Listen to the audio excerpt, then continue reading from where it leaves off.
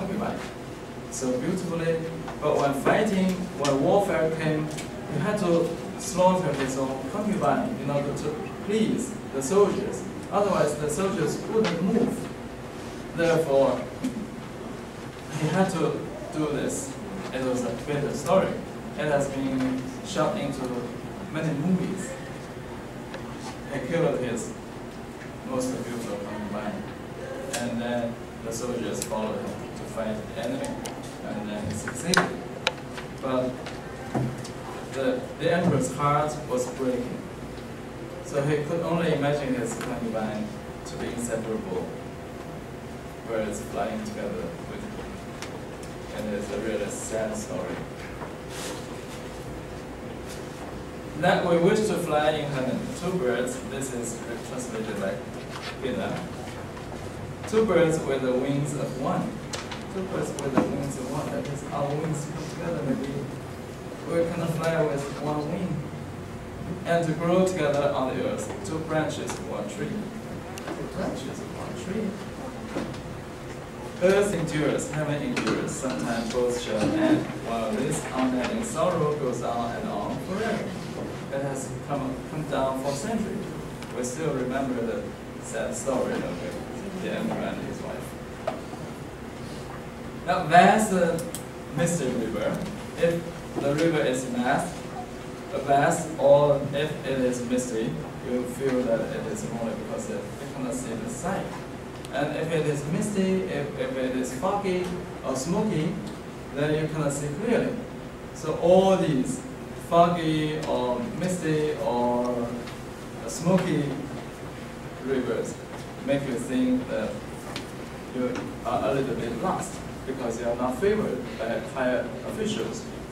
So here we see a picture of two poets showing their respect this way. Chinese people all the time show their respect this way. And even this way, this is a little bit Buddhist. Drunk but not happy. We are to bid adieu, both sad. With the moon dipped in the very vast waters. Vast waters. Alone means below the boat. So they're feeling very sad. Here is a picture of Bai Juyi. One of the men is Bai Juyi, who was listening to a guitarist or Chinese guitarist playing a kind of sad music on the boat. Why did she play the sad music? Because her husband, who was a merchant, went away and never took care of her, seemingly to have forgotten her. Therefore, she was very sad. They were echoing. The woman's heart echoed with the poets. When the poet Bai Juyi sent his friend off. A river, Milo. Our Chinese Milo River is a very beautiful river, which is in Sichuan province. Sichuan has very spicy food. Then, when our great poet in the Warring States period, that is before 221 BC, was persecuted by his own king. Then he jumped into the Milo River to drown himself. Therefore, now people think the Milo River as a poetic river because he was regarded as the greatest poet before the Tang Dynasty. Only after the Tang Dynasty did we recognize Li Bai as the top poet. Therefore, Qu Yan was the best poet. And then every year we have a dragon boat festival in memorization of this Qu Yan. And we have lots of dumplings wrapped up in reed leaves thrown into the river.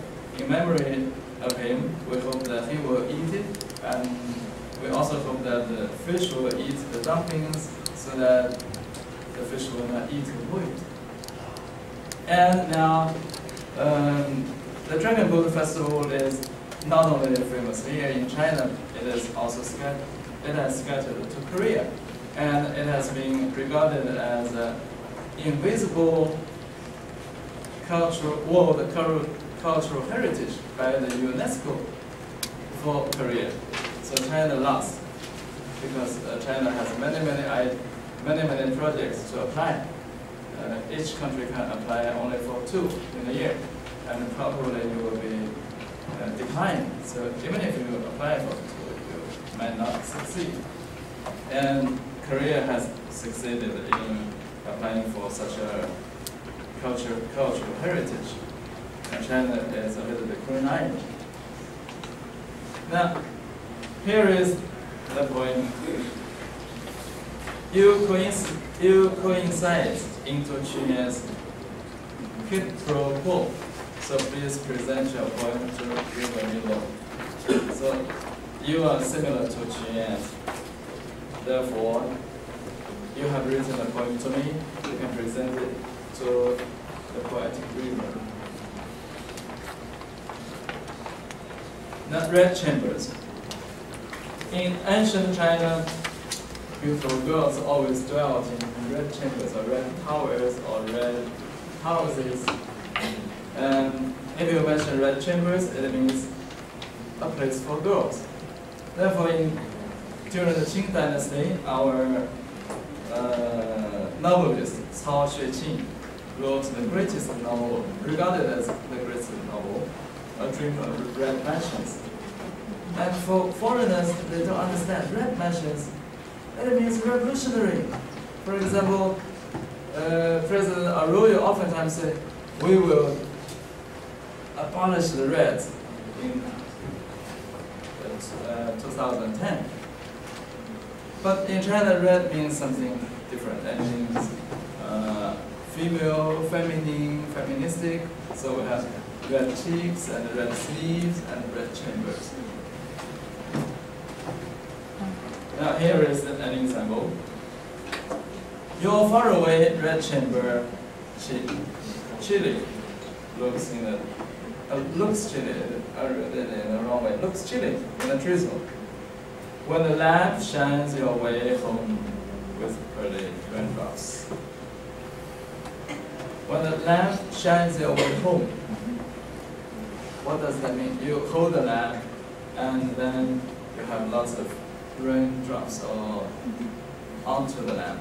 So when you go home, you look at the red chamber, that is the girl's house. It looks chilly because the girl had lost her favor from her husband.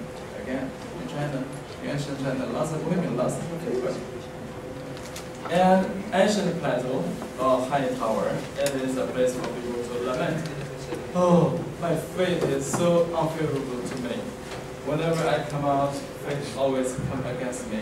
It is a lamentation of his own talent. I have really no opportunity to develop my own talent, although I'm unable.